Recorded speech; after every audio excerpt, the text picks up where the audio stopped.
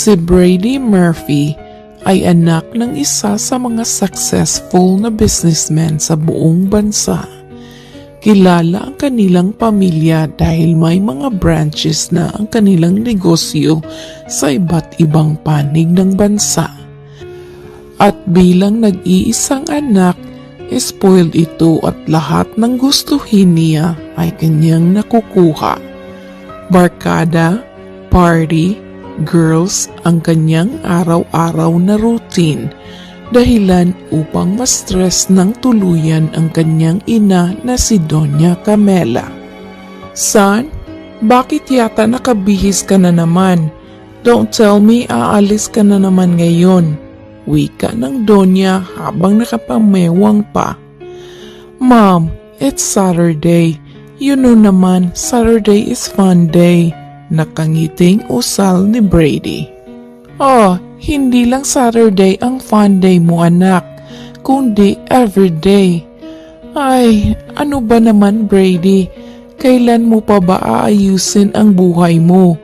Pretty soon, graduate ka na ng college at ikaw na ang mag-hold ng business ng family natin. Pero, it seems like hindi ka pa handa. Oh, there's time for that, Mom.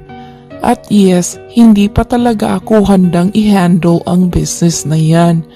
We only live once, kaya dapat hanggat bata pa, magsaya na muna. God, Brady, hindi ko talaga alam kung ano pa ang gagawin ko sa iyo, anak. Everyday, nadagdagan ang mga wrinkles ko nang dahil sa iyo. Just let him be, Camela. He's right. Dapat magsaya muna hanggat bata pa. Look at me, ang aga kong kinarga ang responsibilidad na hindi ko pa kayang buhatin. Sabat naman ni Don Vicente. Diyan ka magaling Vicente sa pagkukonsinti sa anak mo. Enough naman siguro yung 23 years na living a life, diba?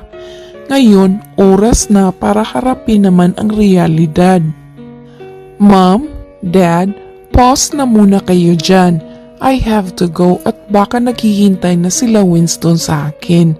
Love you both. Huminga na lamang ng malalim si Doña Camela. Samantalang tatawa-tawa lang din ang Don na nakatingin sa kanya. Tatawa-tawa ka pa dyan, Vicente. Palibhasa kasi hindi ikaw ang nai-stress kay Brady. Pagmamaktol ng Donya. Hayaan na muna kasi natin siya na magsaya. Kasi kapag siya na ang namahala ng business natin, hindi na siya masyadong makakapag-party pa. At sa tingin mo talaga, siseryosin niya ang paghawak ng business natin, Vicente? Magtiwala ka naman din kasi sa anak natin. He has the ability. Yun nga lang, hindi niya pa nakikita. Nako, paano naman niya makikita eh? After school, every night nasa bar kasama ang barkada. Tapos, Saturday and Sunday, whole day, wala sa bahay. Ni hindi na nga tayo nagsasabay ng tatlo sa kapagkainan para na tayong may kanya-kanyang mundo. Huwag ka nang ma-stress dyan at baka madagdagan na naman yung mga wrinkles mo. I have a plan. What plan? Agad na inalalaya ng Don ang Donya paupo sa sofa. Saka pa nagsimulang sabihin ang kanyang plano. Pinaplano nitong papag-aralin ang anak ng isa nilang trabahante na si Stella. Maganda, mabait at matalino ang dalaga. Kaya naman sa ilang taong pamamahala ng kanyang ama sa bukid ng mga Murphy ay nagustuhan nila ito. Sumang-ayon naman ang Donya sa balak ng Don. Abalang naglilinis si Stella sa kanilang bahay nang maisipan niyang magpahinga na muna at uminom ng tubig. Kanina pa siyang 8:00 ng umaga naglilinis at pagtingin niya sa orasan ay mag-aalauna na pala. Anak, itigil mo nga muna yung paglilinis mo. at kumain ka na muna ng tanghalian. Naku, kung makapaglinis ka naman ay parang may bisita tayong darating. Natatawang sabi ng kanyang ina. Nay, cleaning day po ngayon kasi bukas magsisimba na naman tayo. Kaya hindi ko na malilinis ang buong bahay. Ay naku, ayos na yan. Pwede na nga akong magsalamin sa sahig pabiro niyang sabi. Paano ka naman po magsasalamin sa sahig Kawayan po ang sahig natin, Nay. Wika ng dalaga na sinabayan pa ng malakas na tawa. Ikaw talaga Basta itigil mo na yan at kumain ka na muna. Ngumiti na lamang din ang dalaga at saka iniligpit ang walis at pangpunas na ginamit niya sa kanyang paglilinis. Nasa kalagitnaan na sila sa pagkain nang marinig nila ang sigaw ni Lito, ang kanyang ama. Lito, ano ba yan? At rinig na rinig namin ni Estela ang sigaw mo mula pa sa labas.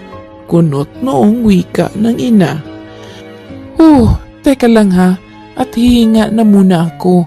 Hiningal ako sa pagtakbo galing pa sa bukid. Bakit ka naman kasi tumatakbo? Itong tubig at inumin mo muna. Salamat. Galing pa kasi ako sa may palayan at iyon nga, nilapitan ako ng kanang kamay ni Don Vicente at may pinapasabi, panimula niya.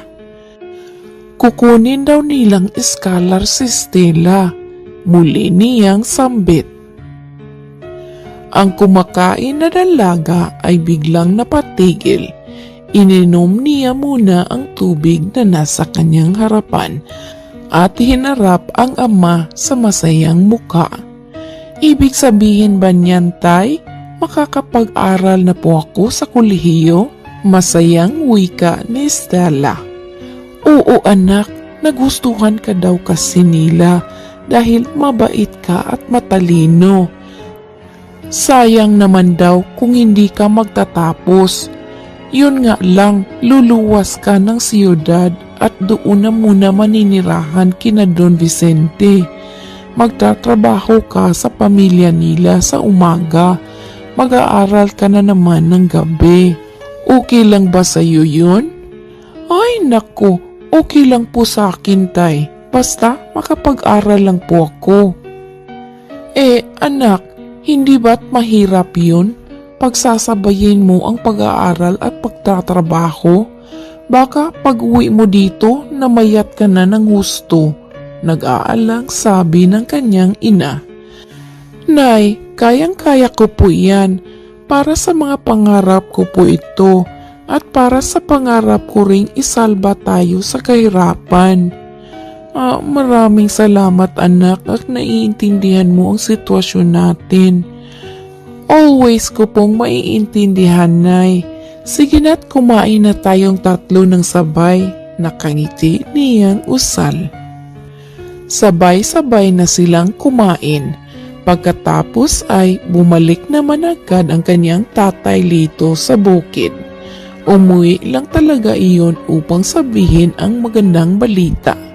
Dahil sa sobrang kasiyahan ni Stella ay halos hindi na siya makakatulog. Abala ang kanyang isip sa mga imahinasyong pumapasok. Sobrang excited din siyang pasukin ang kolehiyo. Makalipas pa ang ilang araw ay panahon na para umalis ang dalaga sa kanila at luluwas na siya ng syudad kasama ang kanyang tatay. Nalulungkot man ngunit kailangan niyang gawin ito para sa sarili. Mag-iingat kayo sa biyahe. Estela anak, mag-iingat ka sa magiging buhay mo sa syudad. Gusto sana kitang pigilan kaso para rin naman ito sa kinabubuti ng buhay mo. Hayaan mo't sasabihin ko ng tatay Lito mo na dalaw-dalawin ka rin sa mansyon minsan. Wika ng kanyang ina. Mag-iingat din po kayo dito, Nay. Huwag puro trabaho ang inaatupag. Magpahinga rin po minsan ha. Tsaka magpapakabait po ako doon. Huwag po kayong mag-alala. Dalhin mo na lang itong cellphone ko para kapag na-miss kita o may nangyari sa'yo, madali ka lang naming matawagan. Paano na po kayo niyan? Wala na po kayong magagamit. Pwede naman kaming makitawag sa tindahan ni Aling Biray. Basta ang mga bilin ko ha, wag na wag kakalimutan. Opo, Nay, mauna na po kami. Niyakap muli ni Estela ang ina, saka tuluyan ng umalis sa kanilang lugar. Napuno ng pangaral ang dalaga habang nasa biyahe. Panay salita ang kanyang ama. Natatawa na lamang siya sa isip dahil alam niyang sincero ito. Matapos ang 1.5 oras sa biyahe ay nakarating na sila sa syudad. Dali-dali namang pumaraan ng tricycle ang kanyang ama dahil mula dooy kailangan pa nilang sumakay ulit papunta sa mansyon ng mga Murphy. Pagdating ay pinapasok naman sila agad ng gwardya. Mula sa gate ay kitang-kita nila ang nakangiting Don at Donya. Magandang umaga po, Don Vicente at Donya Camela, wika ni Lito. Naku, tamang-tama lang ang dating ninyo at kakatapos ng magluto ng kasambahay namin. Halina muna't kayo't kumain, wika ng Donya.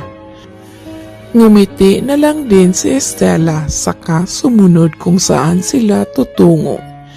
Hindi pa rin naaalis ang kanyang atensyon sa kabuuan ng mansyon. Kung siya ang magsasabi ay para itong isang palasyo sa sobrang laki. How are you, Estela dear? Alam mo bang pinasaya mo kami ni Vicente sa desisyon mong pagtanggap sa offer namin? Panimula ng Donya. Maayos lang po, Donya Camela. At saka kung sino man po ang lubos na nagagalak ngayon ay ako po iyon. Maraming salamat po sa oportunidad at hindi ko po sasayangin ang tiwalang ibinigay niyo sa akin. Sagot naman Estela. Pagkatapos nilang kumain at magkwentuhan ay nagpaalam na din si Lito at babiyahe pa siya pauwi. Halos hindi na bitawan ng dalaga ang braso ng kanyang ama. Papa's girl kasi siya at hindi siya nasanay na malayo siya sa kanyang mga magulang, lalo pa sa kanyang ama. Malungkot niyang pinagmamasdan ang kanyang tatay na nooy palabas na ng gate. Kitang-kita niya kung paano siya lingunin nito at kumaway pang muli. Gusto niyang umiyak ngunit hindi pa pwede. Itinuro naman agad ni Donya Camela ang magiging kwarto niya at hinayaan na muna siyang magpahinga. Mag-aalas 6 na ng gabi nang makauwi si Brady sa mansyon. Nagmamadali siya at pupunta na naman sila sa bar kasama ang kanyang mga barkada.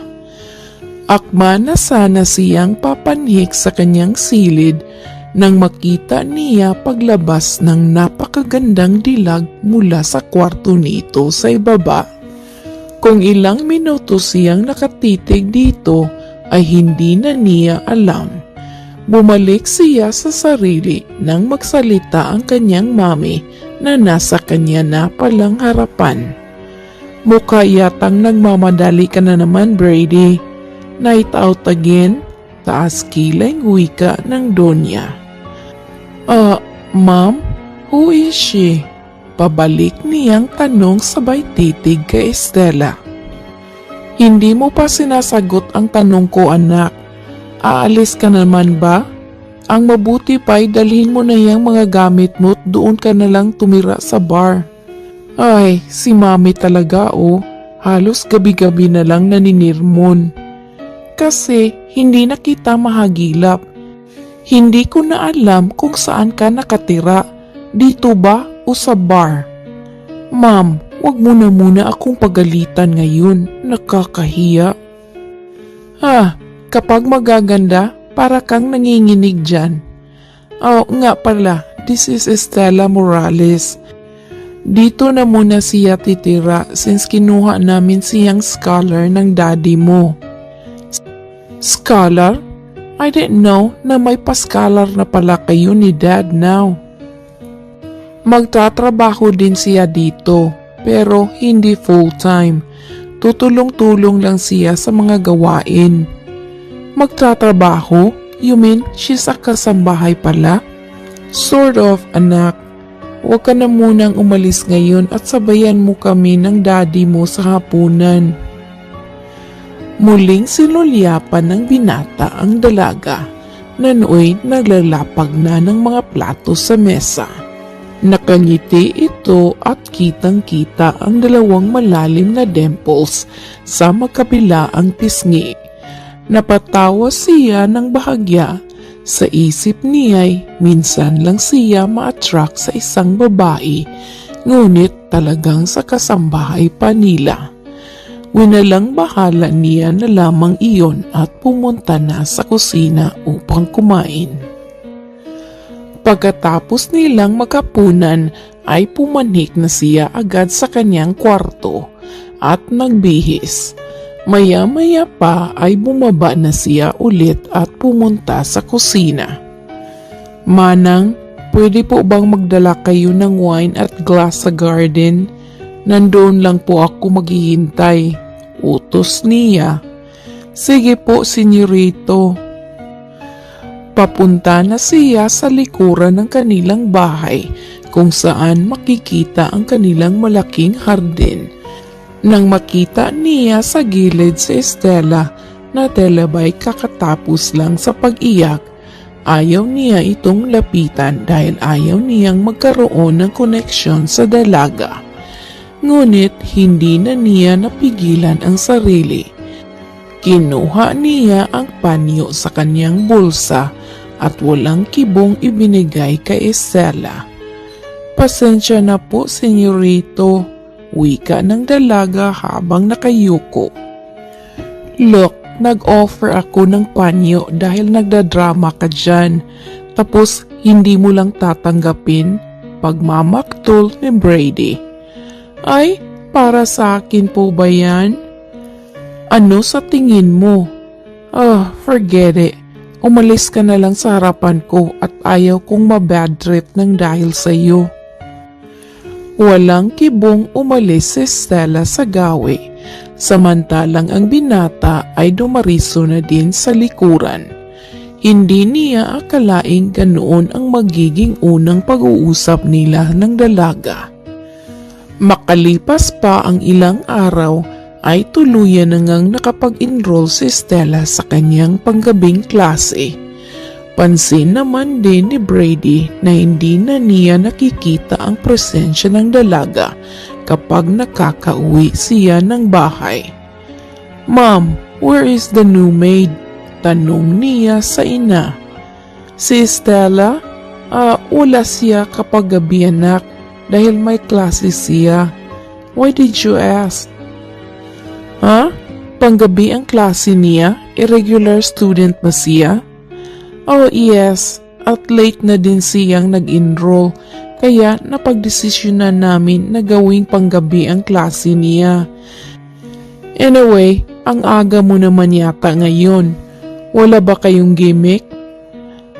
Pass na muna ma'am at masama ang pakiramdam ni Winston.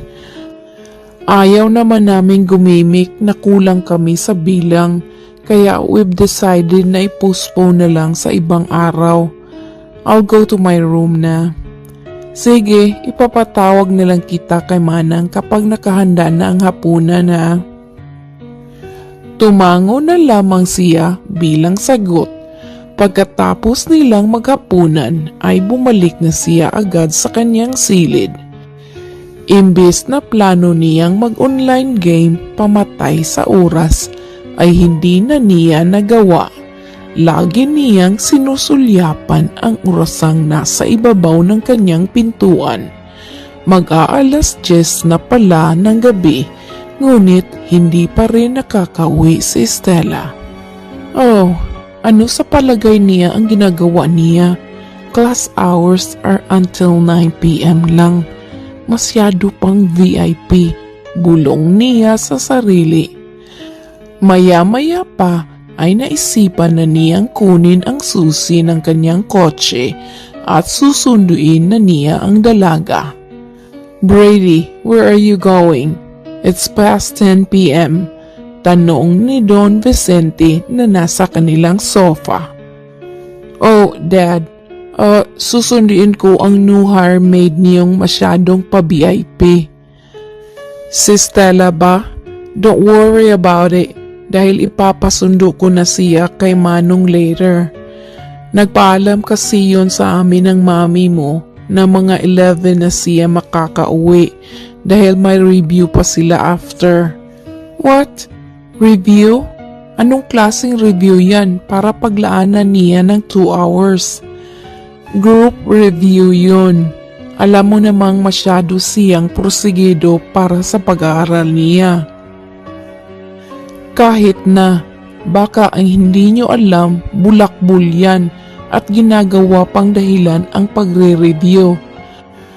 2 weeks pa lang siya dito, pero tingnan mo ngayon kung makauwi parang hindi babae. Teka nga anak, okay ka lang ba? Hindi na kita maintindihan. Nag-alala ka ba kay Stella o nagagalit ka?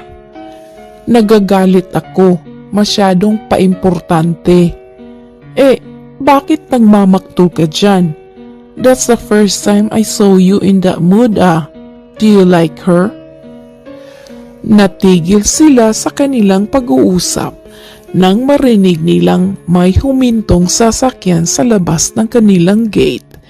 Sinilip iyon ni Brady at do'y kitang-kita niya ang pagbaba ni Stella sa kotse na inalalayan pa ng isang lalaki.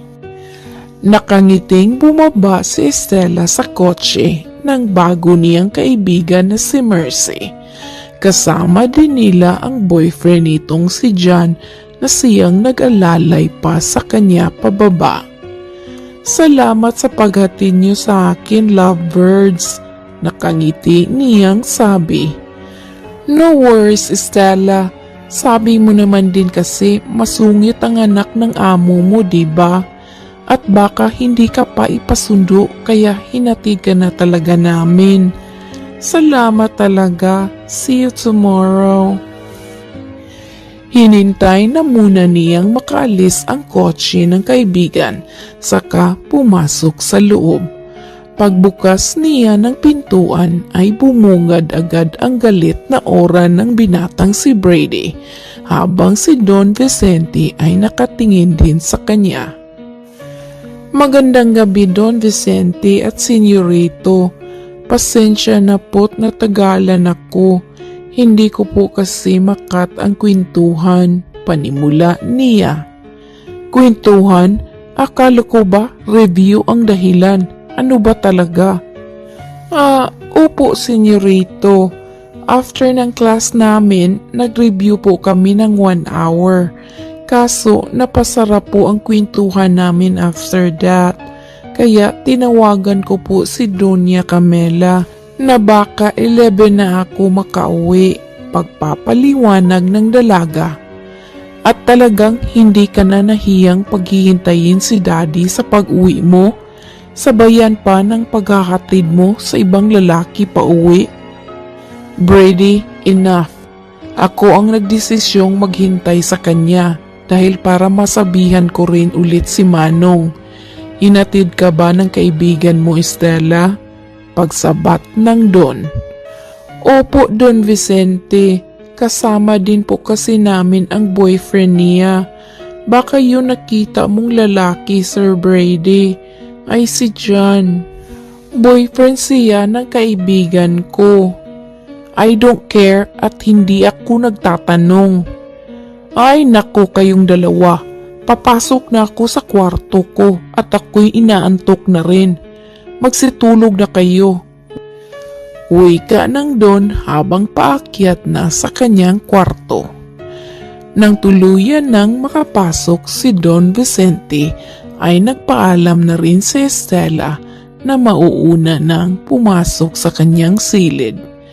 Ngunit hinawakan ni Brady ang kanyang braso. Sa susunod, umuwi ka after class. Hindi porket pinapaaral ka ng parents ko ay feel mo special ka na din. Ilugar mo ang sarili mo dito sa bahay, Estela. Seryoso niyang usal. Pasensya na po talaga. Hindi na po mauulit. Dito na lang po ako magre-review sa bahay after class. Nakayukong sabi ng dalaga. And one more thing. Ayaw kong nakikitang may naghahatid sa iyong lalaki at lalo pang ganitong oras.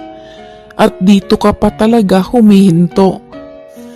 Makakasira sa image ng mga Murphy iyang ginagawa mo. Now, kung ayaw mong mawala ang iniingatan mong scholarship, sundin mo ang sinasabi ko. Gets? Opo. Agad na binitawan ni Brady ang braso ng dalaga at tuluyan nang pumanhik sa kanyang sariling kwarto. Inilak niya ang pintuan at mariing ibinagsak ang katawan sa kanyang higaan. Naiinis siya. Hindi niya alam kung bakit ganoon na lang siya kaapektado sa nakitang senaryo kanina. Kinabukasan ay pasado 8:00 na siyang nagising. 10:00 pa ng umaga ang kanyang pasok ng araw na iyon, kaya sakto lang ang kanyang gising. Pumasok siya sa banyo at naligo, saka bumaba upang kumain. Ngunit telabay walang katao-tao sa loob ng mansyon. Tahimik pa sa bukid ang nasilayan niya. Kunot noo siyang humakbang pababa nang biglang nagsilabasan ang lahat ng kasambahay at pati na rin ang kanyang mami at daddy. Happy birthday! Sigaw ng lahat ng nandoon. Napatawa siya ng bahagya nang maalala niyang kaarawan niya nga pala ngayon. Isang matamis na ngiti ang kanyang pinakawalan. Good morning everyone. Mukhang ang aga niyong nagising today para lang isurprise ako ah. Thank you guys. Remember na hindi na kayo iba sa akin dahil part na kayo ng family na to. And to mom and dad, you guys rock. Nagpalakpakan pa ang lahat. Sa kaniya nakita si Estela na suot-suot ang napakatamis na ngiti. Ngiting nahihipnotismo habang dala-dala ang kanyang cake. Time for your wishes, senyorito. Nakangiting sambit ng dalaga. Ilang minuto pa siyang nakatitig sa dalaga bago niya sabihin ang kanyang kahilingan. Ang wish ko for this year ay hindi para sa akin, kundi para sa inyong lahat na nagmamahal sa akin. Good health lang, and sana matagal pa tayong magkakasama, wika niya sabay ihip sa kandila. Included po ba ako sa wish mo, senyorito? Nakangiting tanong ni Estela. I said sa mga taong nagmamahal sa akin. Ang sagot dyan sa tanong mo ay depende. Depende kung minahal mo rin ako. Wika nito sa romantikong tono. Hindi na nakapagsalita ang dalaga at tuluyan nang namula ang dalawang pisngi. Naging kumpulan naman sila ng tukso ng iba pang mga kasambahay dahil sa senaryong iyon. Tahimik lang na pinanood ni Brady ang lahat na masaya sa kaarawan niya. Maya-maya pa ay nabaling ang atensyon niya kay Estela na nasa sulok lang din at nakikitawa. Kumuha siya ng isang pirasong cake at ibinigay sa dalaga. Parang ang parte mo na lang ang hindi mo kinukuha. Wika nito sabay abot sa cake. Naku, salamat po senyorito. Pero hindi po kasi ako kumakain yan. Bawal po ako sa matatamis, sir. Pagtanggi ng dalaga. Oh, goodness. Bakit kapag may ino-offer ako sa'yo, lagi mo na lang nire-reject? Katanggi-tanggi ba ako? Ay, hindi po, sir. Gusto ko po talagang kainin yan. Kaso, bawal po sa akin eh. Malayo pa naman din ako kina nanay. Nag-iingat lang po ako, pero salamat po. If you insist, ibabalik ko na lang to sa box. Tumango na lamang ang dalaga bilang tugon. Abala silang lahat buong araw sa paglilinis at pagprepara para sa birthday party ng batang amo na gaganapin mamayang gabi sa mansyon. Estela, after ng class mo, umuwi ka kaagad ha. Ipapasundo kita kay Manong para maka-attend ka sa party ni Brady. Wika ng Donya. Opo, salamat po Donya Camela. Alas 5 pa lang ng hapon ay nag-aayos na ang dalaga dahil papasok na naman siya sa kanyang panggabi na klase. Pagkatapos ay nagpaalam na siya sa mag-asawa saka tuluyan ng gumayak. Habang nasa klase ay panay din ang check niya sa kanyang relo. Nai-excite siyang matapos ang lecture at umuwi, bagay na nahalata naman agad ni Mercy. Hoy, nasa klase tayo pero nasa kisame ang utak mo. Lumilipad. Ayos ka lang ba, Estela? Wala. Tiningnan ko lang kung anong oras na. Bakit? Napagalitan ka ba ulit ng amo mo? Hindi naman. Birthday niya kasi ngayon at sinabihan ako ni Donya Camela na ipapasundo daw ako sa driver nila after class natin. Ay sus, birthday lang naman pala eh. Mag-review na muna tayo, tas mag-inuman tayo sa condo after class. Saturday naman bukas eh. Naku, hindi pwede Mercy eh. Magsi-self-review na muna ako. Alam mo naman, iniingatan ko itong scholarship ko. Tsaka, hindi na rin ako umiinom. Kaya, I'm sure ma-out of place lang ako sa inyo. Natatawa niyang sabi. Ay, napakadalagang Pilipina mo talaga. Sige, ikaw bahala.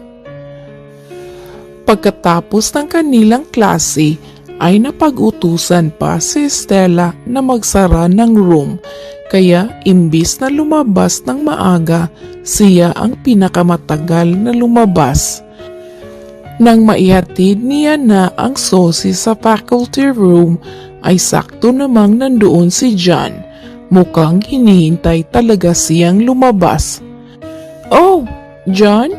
Nasaan si Mercy? Nagtataka niyang tanong. Nasa kotse na. Pinabalik niya lang talaga ako dito para samahan ka at madilim na daw sa hallway. Tapos ka na ba? Oo na. Tara na at baka naiinip na siya dun. Kwentuhan lang ang dalawa habang papalabas ng building. Nagpalinga-linga pa si Estela sa paligid, ngunit wala na ibang kotseng naroon maliban sa kotse ni Mercy. Estela, you can ride with us. Gabi na at madilim, baka nakalimutan ka ng sunduin. Wag na Mercy. Baka kasi on the way na rin si Manong. Hihintayin ko na lang. Are you sure? Oo naman. Sige na, mauna na kayo. O sige, basta kapag 30 minutes na at wala pa rin nagsundo mo, just call me, okay? At ipapasundo ka agad kita kay John. Sige, mag-iingat kayo. Ngumiti na lamang ang dalaga at kumakaway-kaway pa sa papalayong sasakyan ng kaibigan. Maya-maya pa ay halos mabulag siya sa liwanag ng car light na nasa kanyang harapan. Ano ba? Galit niyang usal. Galit niyang pinagmasdan ang papalabas na si Brady. Seryoso lang itong nakatitig sa kanya at para bang sinadya niya talaga ang ginawa niya kanina. Pasok, pag-utos niya sa dalaga.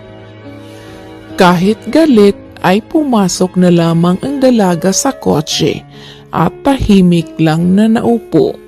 Sa buong 5 minuto ay walang nagsalita. If you're curious kung bakit ako nandito, it's because Manong is busy kaya nagpasya na akong puntahan ka all by myself. Pagbasag ni Brady sa katahimikan.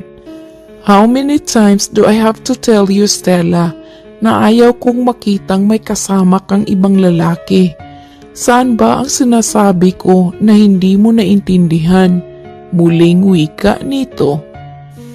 What? Ilang beses ko rin bang ipaalala sa'yo na boyfriend siya ni Mercy at wala lang sa akin ang presensya niya. Sinamahan niya lang ako dahil pinalak ako sa room. Tsaka ano bang problema mo? Ganyan ka ba talaga? Kinokontrol mo ang buhay ng isang tao? Napatahimik bigla ang binata sa sinabing iyon ni Stella. Gusto niyang sagutin ang dalaga na hindi naman talaga siyang ganoong klaseng tao. Hindi din siya kahit kailan naging malupit sa mga kasambahay niya. Tanging kay Stella lang. Gusto ko sanang pabayaan na lang niyang mga ginagawa mo kasi may utang na loob ako sa pamilya mo. Kaso sobra na. Bakit ang lupit mo sa akin? Sa ibang kasambahay, hindi naman enough. Huwag mo nang tangkiing magsalita dahil hindi na rin naman ako makikinig. Huminga na lamang ng malalim ang dalaga at hindi na muling nagsalita pa.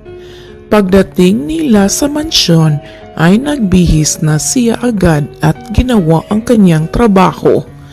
Alam niyang mainit ang dugo sa kanya ni Brady, kaya ayaw niyang tatanga-tanga siya sa mismong kaarawan nito. Ngunit ang lahat ng kanyang pag-iingat ay parang nawalang bali. Mangyari pa'y naging laman siya ng dare game ng mga barkada ng binata. Minsay nilalapitan siya ni Brady upang hawakan sa kamay bilang parte iyon ng dare sa kanya. O hindi kaya'y tatayo lang siya sa harapan at sila na ang bahalang mag-rate sa katauhan niya. Alam niyang below the belt na ang ginagawa ng mga ito sa kanya, ngunit hindi na niya lamang iyon dinidibdib. Brady, ano ba ang ginagawa niyo kay Stella? Galit na wika ng Donya. Nagkakatuwaan lang naman po kami, ma'am. Besides, it's my birthday. She's not a robot o laruan para ganyan ninyo. Estella, go to your room now. Akma na sanang aalis ang dalaga nang muling magsalita si Brady. See? She's a human robot, ma'am. Kung ano ang sabihin natin, yun ang ginagawa niya. Paano pa kaya kung sabihin ko ngayon na tabihan niya ako sa kama? Will you do it, Stella? Giit ni Brady. Brady! Ang nakikinig na dalaga ay pinili ng hindi pakinggan ang mga susunod pa nilang sasabihin. Dali-dali na siyang pumasok sa kanyang kwarto at doon na pumuhos ang kanyang mga luha. Kinuha niya ang kanyang cellphone. Gustong-gusto na niyang tawagan ang mga magulang para sabihin ang lahat Ngunit ayaw niyang magtapos ang kanyang mga pangarap nang dahil lamang hindi niya kinaya ang trabaho sa kanya ni Brady. Para sa kanya ay ang lahat ng ito ay parte na ng kanyang trabaho. Hanggat kaya niya pang lunukin ang natitirang pride sa katawan ay gagawin niya makapagtapos lang sa kolehiyo. Hindi niya na lamang pinapansin ang binata para makaiwas na rin siya sa mga masasakit na salita mula dito. Ilang araw pa ang lumipas ay napansin naman ni Brady ang pag-iwas sa kanya ng dalaga, kaya naisip niyang siguro nga ay sobra na ang kanyang ginagawa, kaya bilang parte ng kanyang paghingi ng tawad ay binilhan niya ng regalo ang dalaga. Nasa may hardin lang ang binata habang pinagmamasdan ang nagdidilig na si Stella. Napakaganda nito kahit bagong gising lang. Kahit ano pa ang gawin niyang pagsusungit dito'y nangingibabaw pa rin ang paghanga niya sa dalaga. Huminga na muna siya ng malalim saka matapang na lumapit. "For you," panimula niya. Ngunit hindi siya pinansin ng dalaga o kahit sulyapan man lang saglit ay hindi nito ginawa. "Look, what I did was wrong. I make fun with you and even say harsh words. So I am giving you this para makabawi man lang." Hindi kahit kailanman mapapalitan ng regalo ang dignidad ng isang tao. Sana aware ka dun. I know, kaya nga ito na ako oh. Alam kong mali ako. Umiiwas na ako sa iyo dahil alam kong mainit ang dugo mo sa akin. Pero ikaw naman tong lumapit. Ang mabuti pa'y dumistansya na muna tayo sa isa't isa para hindi na tayo magkasakitan. Ngunit hindi pa rin sumuko si Brady sa pagsuyo sa dalaga. Halos araw-araw niya itong binibigyan ng regalo. At sadya namang malambot ang puso ni Stella, kaya tinanggap niya na ang paghingi ng tawad ng binata. Sa araw-araw na iyon ay mas lalong humanga si Brady sa katangiang taglay ni Stella. Maayos na ang trato nila sa isa't isa, daig pa ang magkasintahang walang level. Iyon nga lang, ang kaswitan nila sa isa't isa'y parang free card lang, may expiration. Dahil kung minsay nakikita ni Brady na may kausap si Stella na iba, nag-iiba naman ang kanyang aura, nagsiselos siya, naiinis siya. Ilang buwan pa ang lumipas ay nakagraduate na nga si Brady at tulad ng usapan nila ng kanyang daddy, siya na ang nagmamahala sa business ng family nila. Si Stella ay naroon pa rin sa mansyon at pinagsisilbihan pa rin ang mga Murphy. Minsay, siya na rin ang naghahanda ng worksuit at pants ni Brady na susuotin sa trabaho. Ganoon ang kanyang araw-araw na routine maliban sa kanyang pag-aaral. "Stella, kumusta? May improvement na ba ang relasyon ninyo ni Brady?" Wika ni Mercy. Iwan ko nga eh. Minsan okay kami. Minsan hindi. Para kasi siyang babae eh. Hindi ko maintindihan ang ugali niya. Bigla-bigla na lang nagagalit. Bakit naman? Napakasungit naman yata niyang boylet na yan ha. Don't tell me kapag naging kayo, ikaw pa ang mag-a-adjust. It's a big no-no talaga girl ha. Sinasabi ko sa iyo. Ganun na lang siguro siya. Naku, Next time, itanong mo sa kanya kung may regla din ba siya para mabilihan natin ng isang box ng napkin. Nakakalukang lalaking yan. Tumawa na lamang si Stella dahil sa sinabi ng kaibigan. Hindi niya man matansya ang ugali ni Brady. Ngunit isa lang ang nasisiguro niya, may kabutihan sa kaloob-looban ng binata.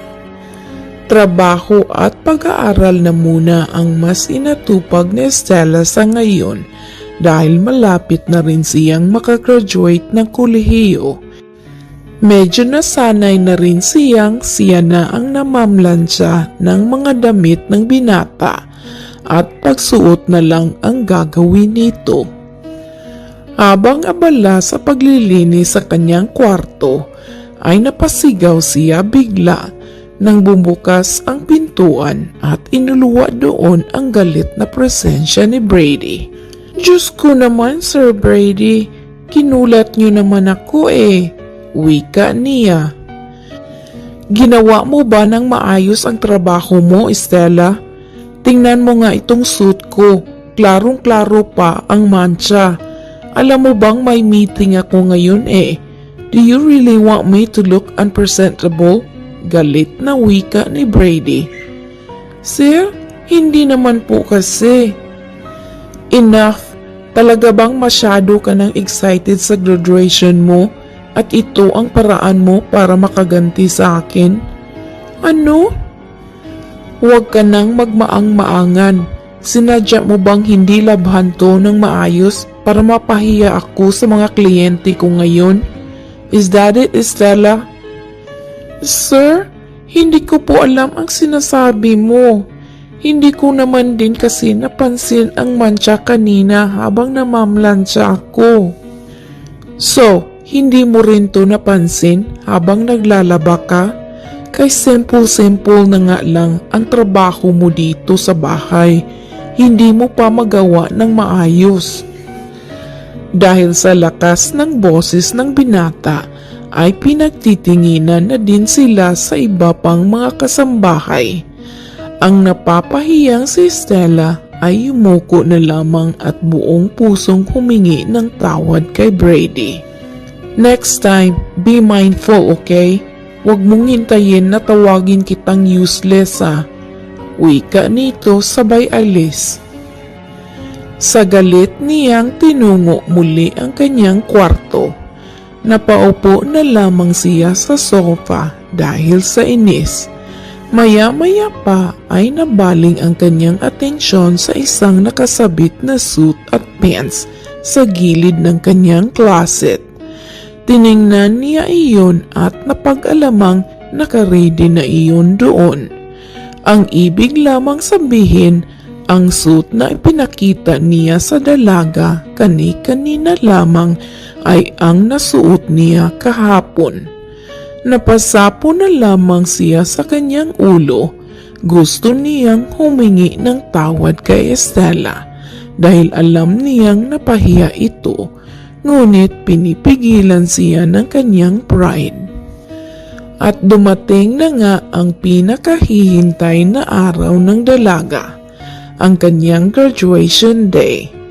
Nandoon na ang kanyang nanay at tatay, lalong-lalo na si Don Vicente at Doña Camela.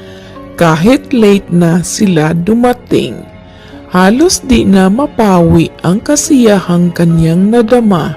Para sa kanya'y ito na ang simula para sa kanyang mga pangarap. Pagkatapos ng seremonya ay doon na sila sabay-sabay na nagtanghalian sa mansyon. Napuno ng kasiyahan at tawanan ang loob ng bahay. Nang matapos na sila'y nauna nang lumabas ang nanay at tatay ni Stella, habang ang dalaga ay naghahanap pa ng tiyempo para kausapin ang Don at Donya. Congratulations again, Stella!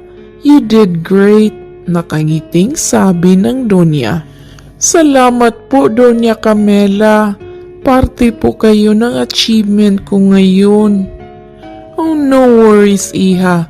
Sa tagal ba naman nating nagsama sa iisang bahay, tinuturing na rin kitang parang sarili kong anak.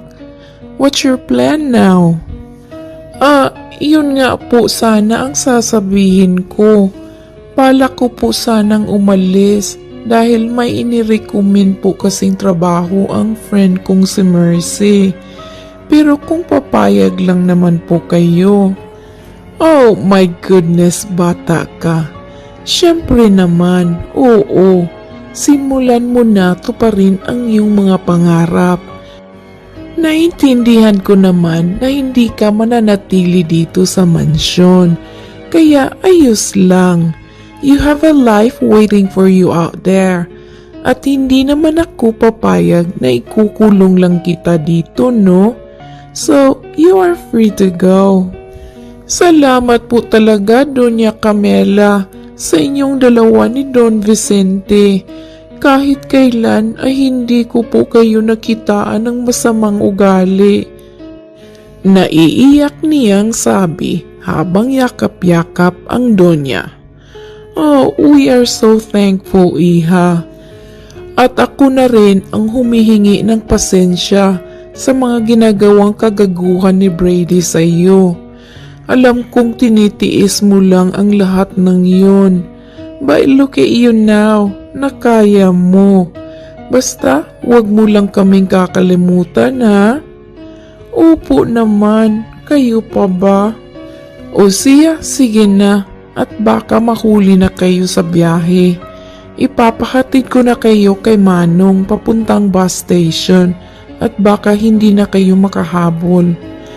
Okay, Iha. Good luck and God bless on your new journey. Isang matamis na ngiti ang pinakawalan ng dalaga saka pa tuluyang sumakay sa kotse at umalis. Nasa kanyang opisina si Brady habang paulit-ulit na tinitingnan ang regalong dala-dala. Binili niya iyon para kay Stella at bilang peace offering na din. Halos mag-iisang oras na din siya sa harap ng salamin. Pinapractice kung ano ang sasabihin sa dalaga. Stella, congratulations. I know naging harsh ako sa you lately at Stella, congratulations. I know naging harsh ako sa you lately. At minsan nagiging confused ka dahil may times na mabait ako. May times na hindi. I'm sorry. Nagagalit lang naman ako kapag nakikita kitang pinapatawa ng iba. Ako dapat yun eh. Sigaw niya sabay sapo sa kanyang ulo. Oh my goodness, bakit ba ako nababaliw ng ganito? Maktol ng binata. Maya-maya pa ay pumasok na ang kanyang sekretarya. Sir, ayos ka lang ba? Kaagad niyang inayos ang sarili at tiningnan ng seryoso ang sekretarya. Okay lang ba ang regalo ko? Wika niya. Regalo po? Oo naman po, sir. Para sa babae po ba yan? I'm sure matutuwa po yun. Do you think matutuwa siya? Naging harsh kasi ako sa kanya lately at hindi lang isang beses, kundi maraming beses na. Graduation day niya kasi ngayon and I think best time ito para mag-sorry at mag-confess. Go lang po, sir. Hindi nyo naman po malalaman ang magiging reaction niya kung hindi mo susubukan. Oo nga, no? Okay, salamat ha. I gotta go. Pagkasabi nooy, dali-dali na siyang lumabas ng business building at sumakay sa kanyang kotse. Halos wala pang 15 minutos ay nakarating na siya sa mansyon. Huminga na muna siya ng malalim. Ngayon, desidido na siya. Sasabihin niya na ang rason kung bakit siya laging galit at kung ano ang tunay niyang nararamdaman para sa dalaga. "Oh, hi there! Too early ah. Tapos na ba ang work mo, anak?" Wika ng kanyang ina. "Umuwi lang po ako ng maaga, ma'am. Nandoon naman ang sekretary ko. By the way, where is Estella?" "Oh, bakit mo natanong?" "Gusto ko po sanang mag-apologize and I will congratulate her at the same time. Nasa kwarto niya ba siya?" "Naku, nope anak. Actually, nakaalis na siya. Umuwi na siya sa kanila kasi may bago na daw siyang work. I simply let go of her naman kasi may sarili naman siyang buhay sa labas ng mansyon." "What? Mom naman, why you didn't tell me? And why you didn't tell her na hintayin muna ako? Hindi ko naman alam na uuwi ka ng maaga. Besides, bakit ka ba nagagalit dyan? Wala ka na bang iinisin sa araw-araw?" "Mom, not that." "Oh, wag na nga lang," sabi nito sabay panhik sa kanyang silid. Pagpasok ay kaagad niyang itinapon ang daladalang regalo. Napasuntok pa siya sa mesa na nasa kanyang harapan. Sa isip niya'y kung bakit hindi good memories ang pinabao niya kay Estella. Galit siya dahil hindi man lang ito nagpaalam sa kanya. Ngunit mas galit siya sa kanyang sarili. Dahil sa tinagal-tagal niyang nakasama ang dalaga, ni hindi niya nasabi dito na gusto niya ito at nagsiselos lamang siya kaya lagi siyang galit. Makalipas pa ang ilang araw ay pilit na lang na sinanay ni Brady ang sarili. Wala ng morning coffees from Estella at wala na ring clean work suits and pants na nasa closet. Sa araw-araw na gumigising siya ay namimiss niya ito. Ang kanyang mukha, ang kanyang tawa at lalong-lalo na ang kanyang mga ngiti na kitang-kita ang dalawang malalim na dimples. Iyong lahat ay nawala sa isang iglap lang. Hindi na nga nakatiis ang binata at nag-leave na muna siya sa trabaho. Hahanapin niya ang dalaga.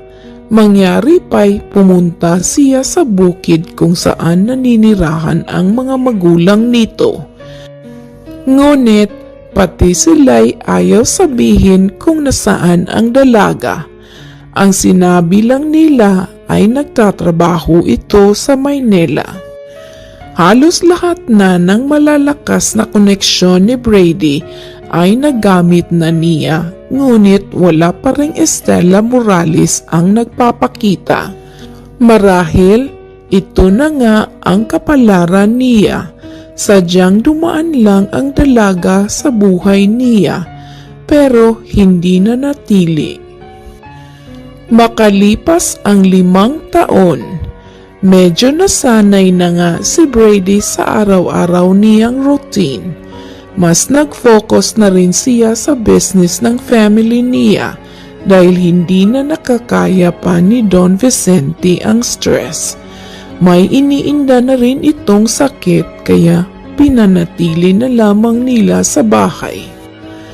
Habang abalang naglalaro ng mobile game si Brady, ay napatigil siya nang marinig niya ang sigaw ng kanyang mommy. Lumabas siya ng silid at nakitang umiiyak na ito at nagpapanik. "Mom, chill. What happened?" "Oh, your dad, nahihirapan na siyang huminga. Sumakit na naman ang dibdib niya." "Did you call the ambulance already?" "Yes, at papunta na sila." "Mom, relax, okay? Everything will be alright. Ngayon, no more hesitations na. Papaoperahan na natin si Dad whether he likes it or not." Pagdating sa hospital ay pinaghintay na muna sila sa waiting room. habang si Don Vicente ay ipinasok na sa loob. Todo iyak pa rin si Doña Camela habang yakap-yakap ang anak na si Brady. Abalang chinecheck ng doktor ang mga records ng pasyente nang biglang pumasok ang isang nurse na animoy hingal na hingal pa. Yes? Panimula niya. Dok, may bagong patient. Need operahan ngayon. Wika nito sabay abot sa record. Okay, get the operating room ready. I will be right there. Yes, Doc. Pag-alis ng nurse, ay kaagad niyang tiningnan ang record. Nang laki ang kanyang dalawang mata nang malamang si Don Vicente ang pasyente. Dali-dali niyang pinag-aralan ang kaso ng matanda at saka nagtungo na sa operating room. Ginamit niya ang lahat ng kaalaman niya para maisalba ang buhay ng dating amo. Ilang oras ang nakalipas ay successful ang operasyon. Maya-maya pa ay lumabas na siya ng silid at kailangan na niyang kausapin ang pamilya ng Don. At dooy kitang-kita niya ang nakatayong si Brady na yakap-yakap pa rin ang ina. Ang tagal nang hindi sila nakikita, ngunit kinakabahan pa rin siya. Huminga siya ng malalim at pilit na nagbigay ng ngiti. Nang makita siya ni Doña Camela, ay namukaan siya kaagad nito at niyakap. Estela! Ako nga po, Doña Camela. Anyway, Don Vicente is fine na po at natutulog na lang. Maya-maya ay gigising na din po siya. Ipinalipat ko na muna siya sa other room. And after that, pwede niyo na siyang makita. I have to go at may iba pa akong patients. Good to see you ulit, Donya. Nakangiti niyang sabi. Ang buong akala ko ay isa kang guro, iha. Hindi po, natatawa niyang sabi. If you have any questions, may nurse na naka-assign sa Don. And as much as I love to do chika with you, pero may pasyente pa ako mamaya. If you'll excuse me, mauuna na po ako. Sige, iha, salamat sa pagligtas mo kay Vicente. Ngumiti na lamang ang dalaga bilang tugon at saka umalis.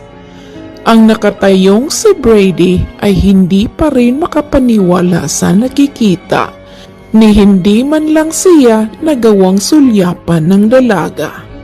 Pumasok naman agad sila sa room kung saan naroroon ang Don, habang ang binata ay pilit pa rin na sinusundan si Estela. Hey, Stella, wait! Pagtawag niya dito. Dr. Stella, pagtama ng dalaga sa masungit na ora. Whatever, you're still the same Stella I've known for so long. Hindi ako makikipag-usap sa taong walang respeto. Now, hanggat hindi mo ako tinatawag na Doc, I have to go. Okay, fine. Dr. Stella, can we talk? Madali ka naman palang kausap. Ano ba ang pag-uusapan natin? I'll give you 5 minutes. 5 minutes? Do you think enough yun? So, ano ang gusto mo? Unahin ko pang pakinggan ang sasabihin mong pang-iinsulto at iinisin ako habang may naghihintay na pasyente sa akin? Look, I'm sorry. I'm so sorry. Bakit hindi ka nagpaalam sa akin na aalis ka ng mansyon? Importante ba yun? I'm just nothing to you. Kaya, what's the point? Estella, I like you.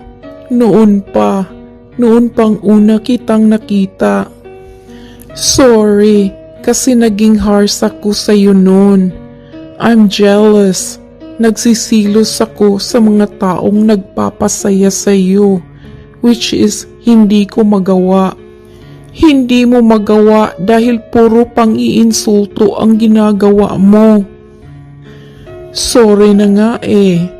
Magka-confess na sana ako nung araw ng graduation mo, kaso hindi na kita naaabutan. Hinanap kita. Pumunta na ako sa inyo, kaso ayaw nilang sabihin kung nasaan ka. And you think this is the right time para mag-confess ka? Too late. Bakit? May nagpapasaya na ba sa'yo ngayon? Right now, my family and work are my happiness. I don't need a man after all. Dahil nung oras na minahal kita, imbis na mabuo ako, tuluyan pa akong nadurog. Minahal mo ako? Minahal. Past tense. Take note of that. Kung wala ka ng importanteng sasabihin, aalis na ako at may trabaho pa ako. Hindi na nga nagawa pang pigilan ni Brady ang dalaga at tuluyan na nga itong umalis. Ngunit hindi pa doon natatapos ang lahat. Magmula noon ay palagi nang dumadalaw ang binata sa hospital at kung saan nagtatrabaho si Estela. Panay bigay ng mga bulaklak at mga regalo. Sa madaling sabi, sinusuyo niya ulit ang dalaga pagkatapos ng mahabang panahon dahil hindi pa rin nawawala ang pagmamahal niya para dito. Minsan may hindi tinatanggap ng dalaga ang mga regalo, ngunit hindi pa rin siya nawawalan ng pag-asa. Makalipas pa ang ilang buwang patuloy niyang panunuyo, ay lumalambot muli ang puso ni Estela para sa kanya. Dito ka magaling eh. Minsan nga ayaw ko nang tanggapin ang kahit anong regalo mula sa iyo dahil baka kinabukasan magbago ka na naman. Sambit ng dalaga. Oh, I'm sorry. Iba talaga kasi ako magselos eh. I'm attracted to you since day one pa. Pero hindi ko lang pinapahalata kasi worker ka sa bahay. Baka mapahiya lang ako sa mga barkada ko. Knowing na in love ako sa kasambahay. Pero noon yun. Ngayon, hindi ko na iisipin ang sasabihin ang ibang tao. Well, if that is, proud naman ako sa iyo. Pero sa ngayon, friendship na muna ang mai-offer ko sa iyo. Alam mo naman, hindi maganda ang memories natin back then. Kaya gusto ko namang iyong palitan ng good one. Okay naman ako dyan. Diyan naman talaga magsisimula, diba? Sa pagiging friends. Oo naman. Just be good para sagutin kita. Natatawang sabi ng dalaga. Tinanggap na muna nila ang kasunduang maging magkaibigan na muna. Naging maganda ang kanilang simula. Nandoon pa rin ang asaran, silusan, lambingan at kaswitan. Hindi naman talaga mawawala iyon kapag nagmahal. Sa estado nila ngayon ay para silang magkasintahan na wala pang tawagan. Mutual feelings pa sa ngayon, ika nga. Mas lumago pa ang business ni Brady, samantalang naging kilala naman sa iba't ibang bansa ang pangalan ni Estela bilang isang tanyag na doktor. Makalipas pa ang ilang buwan ay nasabi na nga ng dalaga ang kanyang matamis na oo sa binata. Ngayon, hindi na natin sila matatawag na magkasintahan without title dahil isa na silang ganap na girlfriend and boyfriend. Masyado na silang successful sa kani-kanilang mga karera. Kaya kahit anong oras, kung gugustuhin nilang magkapamilya, ay pwedeng-pwede na. The end.